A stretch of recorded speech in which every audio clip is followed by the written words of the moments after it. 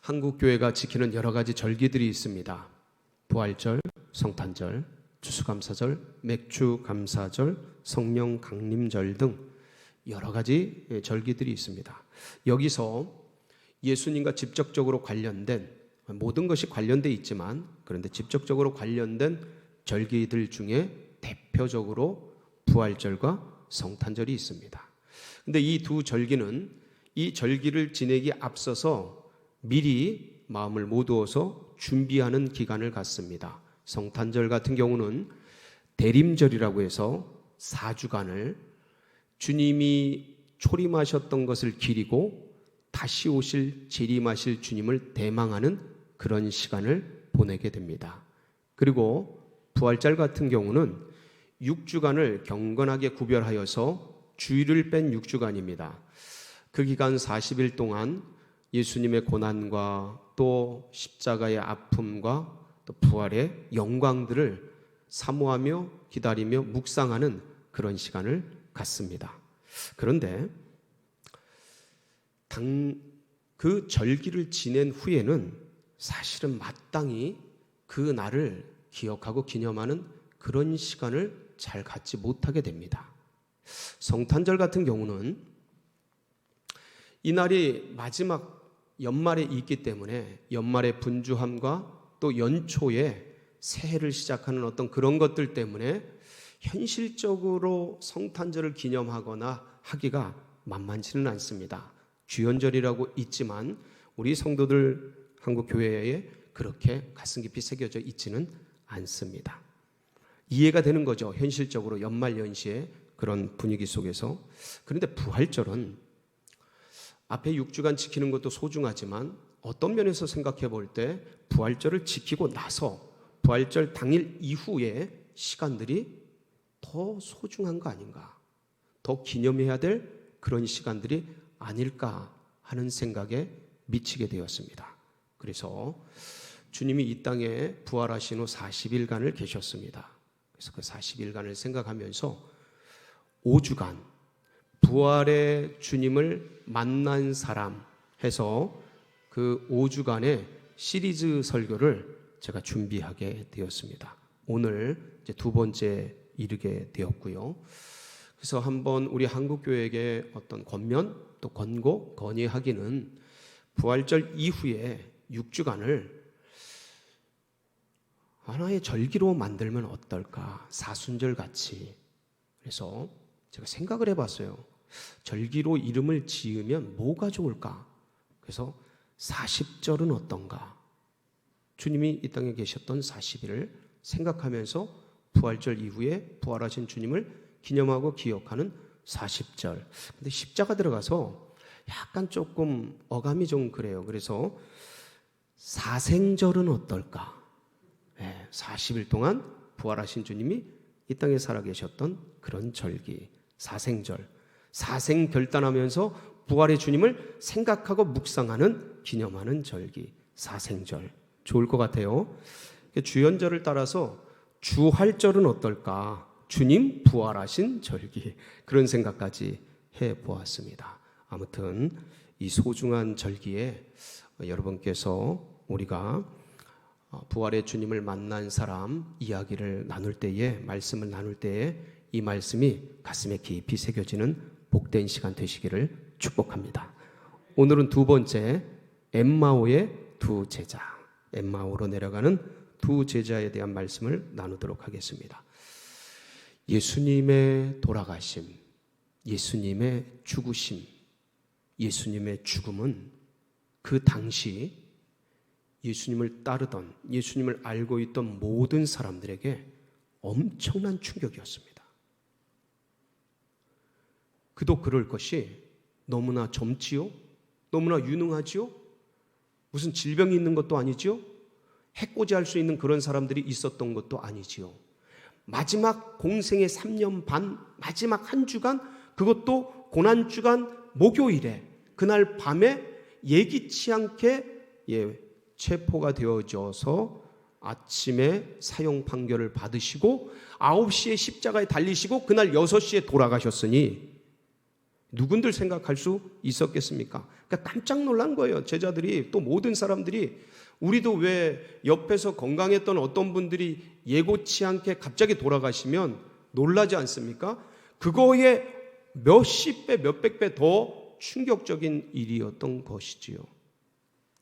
물론 그런 상황 중에도, 그 경험 없는 중에도 정신을 바짝 차리고 주님의 죽으심을 예비하고 주님의 십자가 곁에서, 무덤 곁에서 그렇게 끝까지 정신 차리고 섬겼던 막달라 마리아 같은, 지난주에 우리가 나눴죠. 이런 여인도 있었습니다. 그러나 대부분의 제자들은 좌절, 아픔, 절망, 소망이 사라진 허망함을 끌어안고 낙심 속에 던져지게 되었습니다. 그 중에 글로바라 하는 제자와 또 한 제자도 포함되어 있었습니다.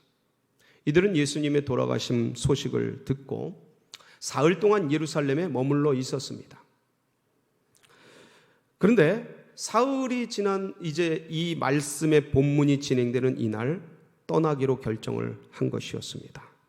왜 전 세계 어디나 사흘장을 보통 지내지 않습니까? 사흘간은 그날 무슨 일이 일어날지 모르기 때문에 장례를 치른단 말이에요. 근데 예수님은 죄인으로 죽으셨고 그렇게 신성모독죄로 돌아가셨기 때문에 누가 이렇게 따로 일반적인 장례를 지낼 수가 있는 형편이 아니었습니다. 아리마대 요셉이 다행히 자신의 무덤 속에 예수님을 모시긴 했지만 어느 누구도 이렇게 쉽게 일반적인 장례를 지낼 수 없었던 것이죠. 그런데 3일이 되는 날이 바로 주일, 이게 오늘날 안식 후 첫날, 이게 주일이었던 것입니다. 이날까지 이 글로바와 한 제자가 기다렸어요. 혹시나 무슨 일이 있지는 않을까. 그런데 아무 일이 없었습니다. 물론 그날 안식 후 첫날 주일 새벽에 여자들이 갔다가 무덤에 가니 시신이 없어졌고, 그리고 천사들을 만나서 부활하셨다라는 얘기를 전해 들었지만 허망한 말같이 들려왔을 뿐, 그리고 두 제자가, 이를 들은 두 제자가 베드로와 요한이죠. 득달같이 달려가서 무덤을 살펴봤지만 여자들이 전한 대로 시신은 없어졌지만 예수님을 만날 수는 없었습니다. 그리하여 이런 소식을 다 전해 들은 글로바와 한 제자는 예루살렘을 떠나서 어디로 내려갔습니까? 엠마오로 내려가는 길에 서게 되었습니다. 내려가면서 참 허망했습니다. 어떻게 갑자기 이런 일이 일어날 수 있을까? 꿈꾸는 것 같은 거예요. 지난 3년 반을 정말 성실하게 열심히 꿈을 안고 쫓아다녔건만 어떻게 이렇게 될 수가 있을까? 하루아침에 어떻게 이렇게 허망할 수 있을까? 그러니까 마음이 답답한 거죠. 마음이 혼란스러운 겁니다. 그래서 내려가는 길에 둘이 어떻게 이런 일이 일어났는지 서로 이야기하면서 대화하면서 내려가게 되었습니다. 그런데 어느덧 낯선 사람이 한 명이 동행하게 되었습니다. 동행하는 이 사람과 함께 얘기를 나누고 있는데 두 제자가 이야기하는 걸 듣더니 이 낯선 사람이 물었습니다. 무슨 일이기에 그렇게 심각한 대화를 하는가? 그때 슬픔빛을 띠고 이 글로바와 또 한 제자가, 아니 오늘 이 땅에서 예루살렘에서 일어난 일을 모르는 사람이 있던가? 이러한 저런 이 예수 그리스도께서 사흘간 이렇게 죽으신 지 사흘이 됐고 십자가에 달려서 이렇게 되었다라는 얘기를 나누게 되었습니다. 사실 두 제자는요, 예수님이 위대한 선지자였고 위대한 메시아였기 때문에 정말 엄청난 이스라엘을 속량할 자로 그렇게 생각을 했습니다. 다들 그랬어요. 이 두 제자뿐만 아니라 모든 사람이. 근데 그렇게 허망하게 돌아가시게 된 겁니다. 이 얘기를 들은 낯선 사람이 두 제자를 책망합니다. 어떻게 책망합니까? 우리 말씀 한번 보시겠습니다. 25절인데요. 같이 나눠볼까요? 시작. 이르시되 미련하고 선지자들이 말한 모든 것을 마음에 더디 믿는 자들. 미련하고 선지자들이 말한 말을 마음에 더디 믿는 자들이요. 그러면서 야단치는 거 아닙니까? 그러면서 그리스도께서 고난을 받고 3일 만에 부활하셔서 이렇게 하리라는 그런 일들을 모세와 선지자서를 통해서 구약 성경의 모든 것을 통해서 이 그리스도에 대한 것들을 쫙 풀어가시는 거예요. 그러니까 이 말씀을 듣고 있던 글로바와 한 제자는 마음이 막 뜨거워지고 너무 좋은 거예요. 그래서 날도 기울어졌겠다. 이분을 모시고 함께 여관에 들어가게 되었습니다. 여관에 들어가니까 이제 저녁 식탁을 차려가지고 나오게 되었죠. 주님께서 식탁에 나오니까 탁 축사하시면서 기도를 하셨습니다. 그런데 이 축사하는 모습을 뵈니 어디서 많이 듣던 음성인 거예요. 어디서 많이 경험했던 그 예수님의 말씀인 거예요. 하면서 깨닫고 예수님이라는 걸 깨닫고 딱 보는 순간 사라져버리고 없으셨어요. 마음이 뜨거워진 이 두 제자는 엠마오로 내려가던 길을 탁 접어서 예루살렘으로 향해서 제자들에게 나아가게 되었습니다. 성도 여러분, 이 말씀이 이렇게 정리가 됩니다. 그런데 여기서 우리가 한 가지 짚어봐야 될 것이 있습니다. 무엇이냐면, 왜 이 두 제자는 처음에 예수님을 알아보지 못했느냐라는 거예요. 왜 못 알아봤을까요? 여러 가지가 이유가 있겠죠. 그런데 성경에서 명백하게 말하고 있는 첫째는 무엇이냐면, 두 제자의 눈이 가리워졌다라는 거예요. 16절이었죠. 우리가 본문을 읽었는데 16절 볼까요? 시작. 그들의 눈이 가리워져서 그인 줄 알아보지 못하거늘. 자, 이 눈이 가리워졌다라는 의미가 도대체 무엇일까요? 뭐 수건으로 눈이 가리워진 것일까요? 아니면 옷으로 눈이 가리워진 건가요? 아니면 머리가 많아가지고 눈이 가리워졌을까요? 그런 의미가 아니죠. 이 의미는 뭐겠습니까? 마음의 슬픔 빛이, 마음의 괴로움이, 마음의 염려 근심이, 이 감정적인 아픔과 고통이 눌려져서 뭔가 생각을 못하게 했다라는 의미가 아니겠습니까? 그러니까 슬픔이 가득 차서 예수님을 예수님으로 알아보지 못하게 됐다라는 그런 말씀 아니겠습니까? 그렇습니다, 여러분. 감정은 뭔가 본질을 가리는 게 있습니다. 슬픔에 빠져버리면 아무것도 느끼지 못하는 거예요. 그러니까 이 제자들은요, 슬픔 속에서 빠져 있으면서 이 슬픔에 연하여서 뭐가 그들의 마음을, 생각을 잡고 있었냐면, 죽음은 다 끝이라는 거예요. 죽음은 다 끝이라는 거예요. 이 슬픔에 연장된 그들의 그 마음을 살펴보면 죽음은 다 끝이고, 죽음 이후에는 더 이상 무슨 일이 일어날 수 없다라는 거예요. 불가능하다라는 거예요. 그것은. 그러니까 이런 일반적인 통념, 일반적인 이런 관념이 이 두 제자를 슬픔 속에 몰아놓고 예수님이 옆에 계시는데도 못 알아보게 했던 것입니다. 그런데 여러분, 진짜 그런 겁니까? 여러분, 죽음은 모든 것이 끝입니까? 이 죽으면 끝이라는, 죽음 이후에는 아무것도 없다라는, 그 죽음 이후에는 어떤 일이 일어나는 것이 불가능하다는 이 생각이 이 두 제자의 눈을 가리고, 그리고 예수님을 예수님으로 알아보지 못하게 한 것인데, 이것은 지금도 동일하게 일어나고 있는 일들입니다. 이 땅에 수많은 사람들이 죽음 이후에 무슨 일이 있냐라는 거예요. 죽음은 끝이지, 이 세상이 전부지, 여기가 전부지, 어떤 일이 있냐라는 거예요. 죽음 이후에 무슨 세계가 있냐라는 거예요. 그 주님을 못 만나요. 부활하신 주님을 만나질 못해요. 곁에 계신데도 알아보질 못해요. 곁에서 말씀하고 계신데도 그가 누구인지 모르고 인생을 살아가고 삶의 길을 걸어가는 일들이 허다하게 많은 겁니다. 여러분, 그렇습니다. 이 감정이라는 건 그래요. 사람을 다른 데로 빠지게 만듭니다.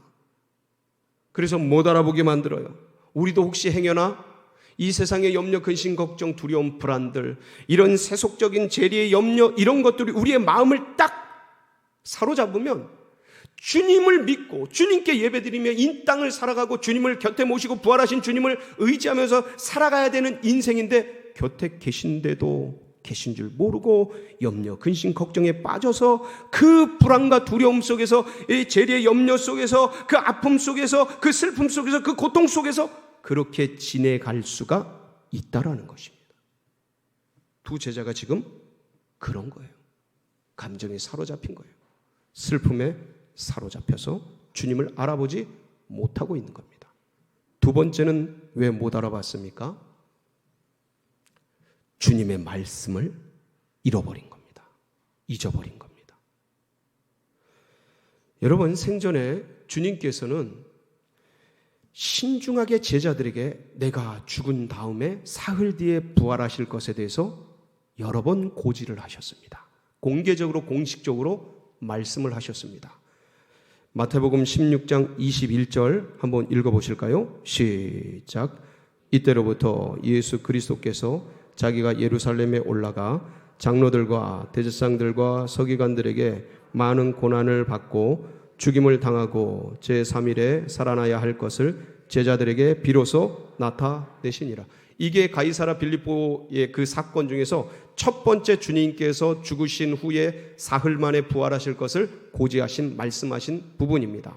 아주 명확하고 신중하게 말씀하셨죠. 이 뒤로도 마태복음 17장 22절, 마태복음 20장 18절로 19절, 마태복음 26장 31절로 32절에 마지막 그 제자들에게 너희가 나를 부인하리라 말씀하시면서 내가 죽었다가 다시 살아나서 먼저 갈릴리로 가리라 라는 말씀까지 아주 중요한 길목마다 말씀을 해주셨습니다. 근데 이 말씀이 제자들에게는 들리지 않았던 겁니다. 아니, 들었는데 귀로 흘러간 거예요. 마음에 새기질 않은 겁니다. 지나간 겁니다.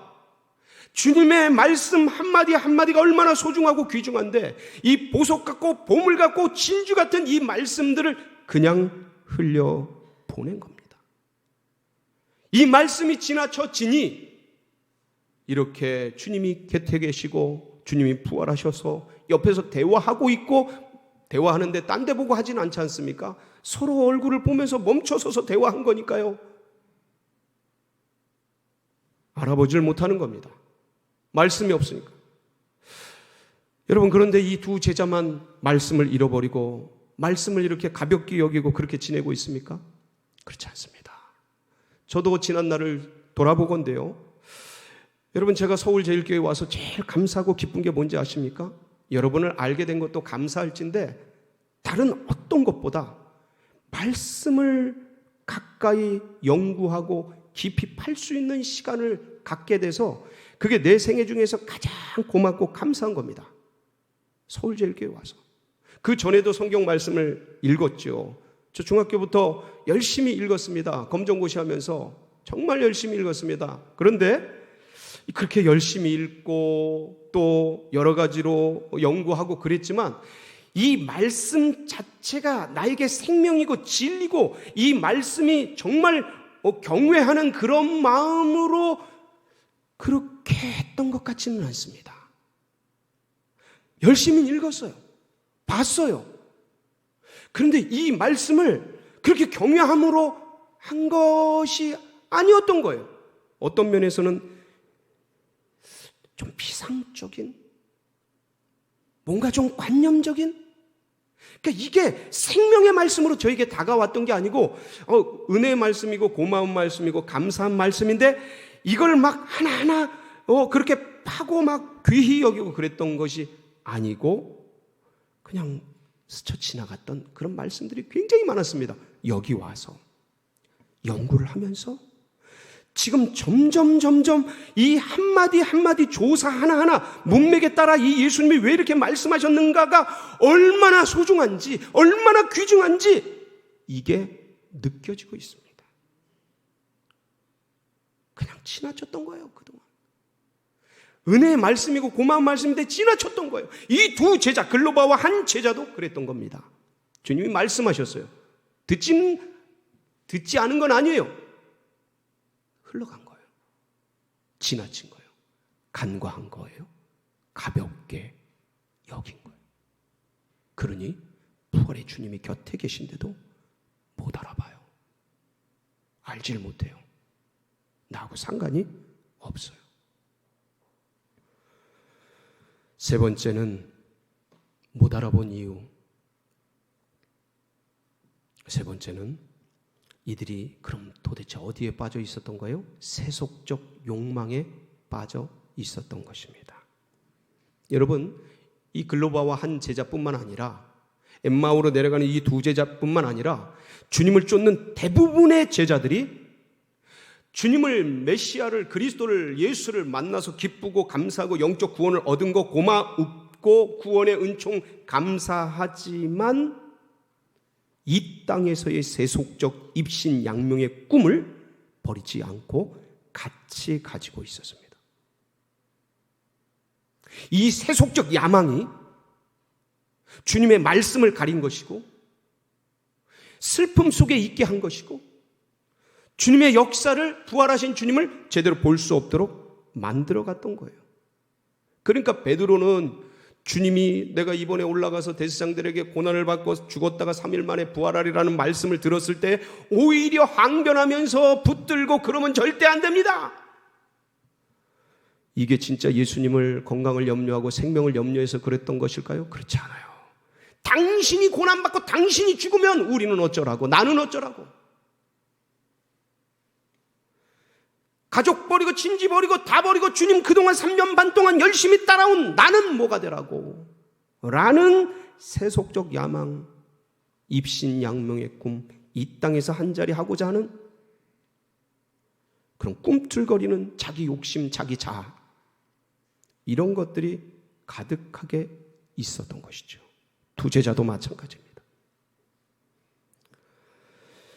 이기적인 자아, 이것들이 깨뜨려지지 않은 거예요. 세속적인 욕망을 향해 나아가려고 하는 이 모든 정신들, 이게 무너지지 않은 거예요.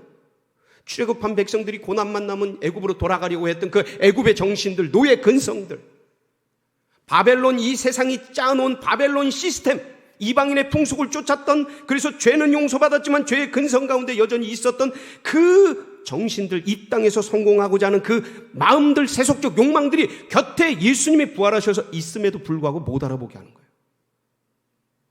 나하고 상관없는 거죠. 그렇게 지나가게 했던 것이죠. 여기서 우리는 다시 한번 점검해야 됩니다. 그렇다면 어떻게 이렇게 빠져 있었던 제자들이 주님을 알아보게 된 것인가? 어떻게 부활의 주님을 만나고 깨달을 수 있게 된 것인가? 이 상황을 자세히 생각해 보십시오. 그러면 답이 나옵니다. 첫 번째 뭐냐면 말씀을 들으면서 마음이 회복이 된 겁니다.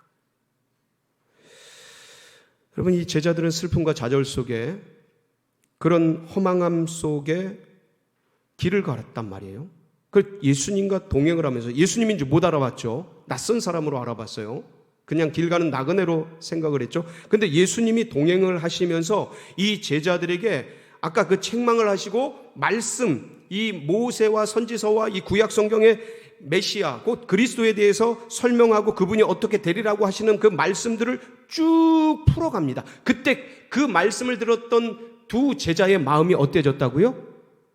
뜨거워졌던 거예요. 누가복음 24장 32절, 오늘 본문 밖의 말씀인데 같이 한번 읽어봅니다. 시작.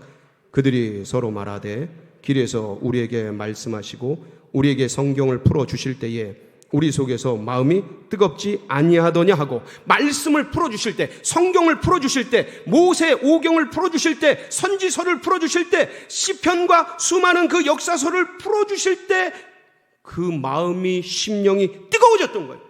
말씀을 들을 때, 성경 말씀, 로고스에 풀어지는 말씀을 들을 때 마음이 뜨거워졌던 거예요. 슬픔 속에, 좌절 속에, 낭망 속에 그렇게 차가워졌던 그 마음이 말씀을 들으니 살아났던 거예요.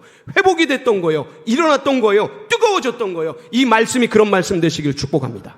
그러니까 이 말씀을 들을 때 영이 살아나는 거예요. 말씀을 들을 때 무거워졌던 감정에 빠졌던 심령들이 일어나는 겁니다. 좌절 속에 있었던 영혼들이 일어나는 겁니다. 일어나시기를 축복합니다.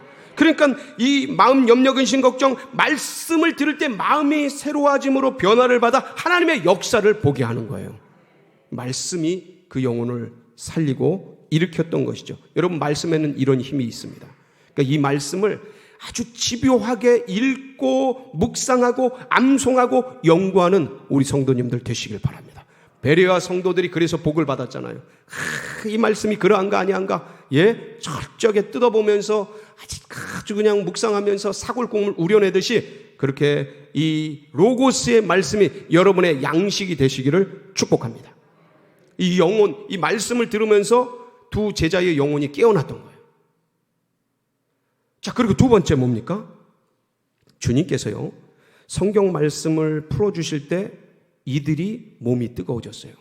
차가워졌던 마음이 뜨거워지고 소망이 생기고 그랬습니다. 그런데 방향은 바뀌질 않았습니다. 이 엠마오로 내려가던 걸음이 예루살렘을 향해서 가지는 않았습니다. 그러니까 이 말씀이 뜨거워졌던 것, 은혜가 됐던 것은 좋지만 삶이 변하지 않았어요. 이 로고스의 말씀을 읽고 듣고 이러는 것들이 그렇습니다. 사람에게 은혜가 되어 지성에 은혜가 됩니다. 예, 그렇습니다. 여러 가지로 도움이 됩니다. 감성적으로 마음이 살아나기도 합니다. 그러나 삶이 변하지, 영이 변하지 않는 거예요. 언제 변했습니까? 이들이 결정적으로 여관에 들어가서 식사를 하는데 주님이 축사하실 때 어디선가 많이 들었던 음성, 누구의 음성이었어요? 예수님의 음성. 이건 그 당시에 성경이 없었기 때문에 우리는 지금 이 모든 것들을 성경으로 받고 있지만 그 당시에는 이게 성경이 아니었어요. 구약 성경밖에 없었던 때라 이건 그 주님의 개인적인 말씀이셨어요. 제자들에게 개인적으로 대화하는 그때 당시에 그 두 제자가 들었던 개인적인 말씀이었던 거예요. 주님이 축사하시는데 이게 어디서 많이 듣던 거예요.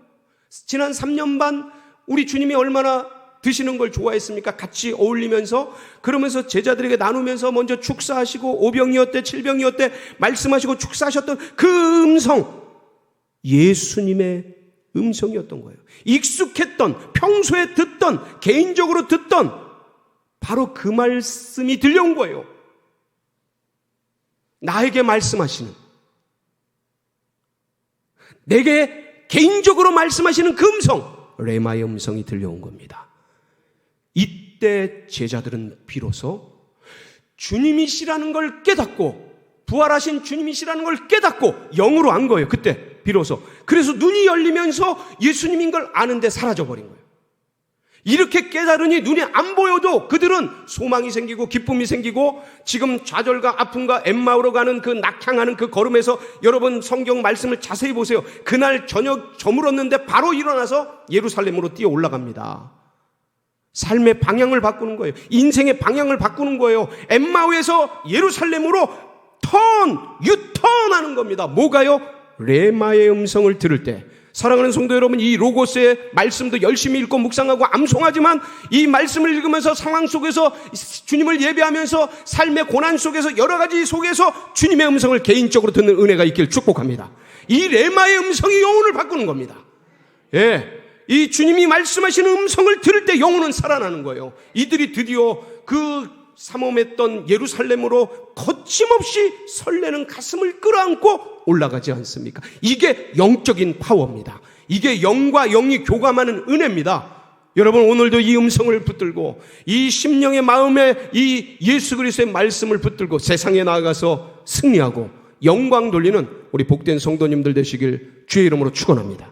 같이 기도하시겠습니다.